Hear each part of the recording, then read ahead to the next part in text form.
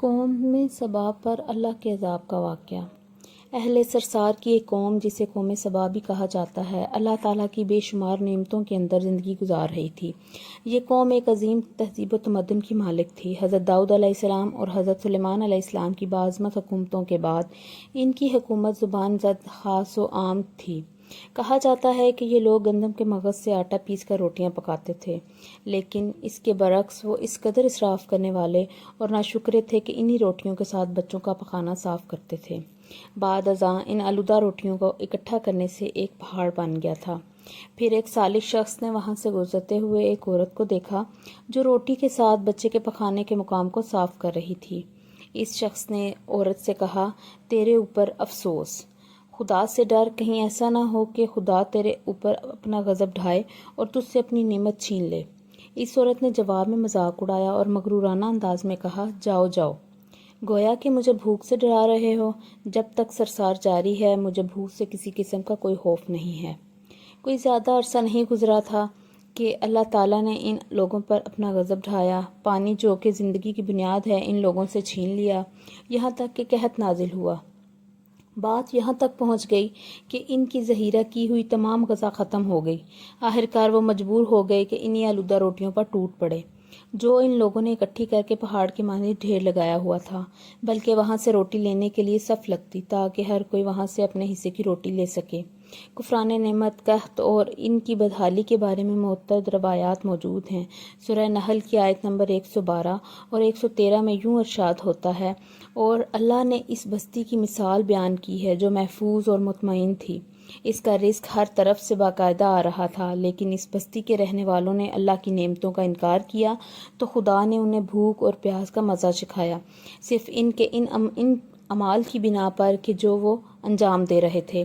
اور یقیناً ان کے پاس رسول آیا تو ان لوگوں نے ان کو جھٹلایا، تو پھر ان تک عذاب آ پہنچا کہ یہ سب ظلم کرنے والے تھے۔ اسی قوم سبا کے بارے میں ایک اور واقعہ بیان ہوتا ہے کہ ان لوگوں نے اپنی زراعت کو بہتر طور پر کاشت کرنے کے لیے پانی ذخیرہ کرنے کی خاطر بلکہ دو پہاڑوں کے درمیان ایک بہت بڑا بند مارب تعمیر کیا ہوا تھا۔ سوراخ اور دوسرے پہاڑوں سے گزرا ہوا پانی اس بند میں آ کر وافر مقدار میں جمع ہو جاتا تھا۔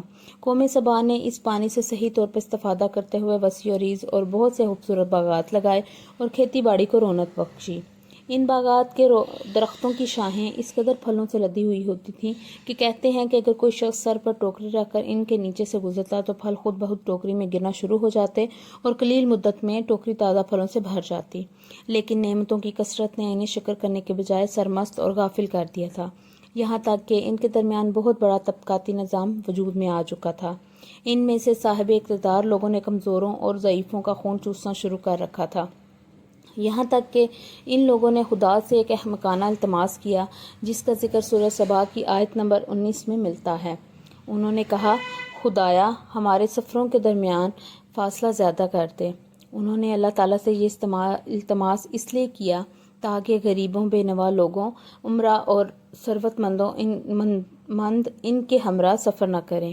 ان کی خواہش یہ تھی کہ آبادیوں کے درمیان خشکی ہو اور فاصلہ بہت زیادہ ہو تاکہ تہی دست اور کم آمدنی والے لوگ ان کی طرف سفر نہ کر سکیں۔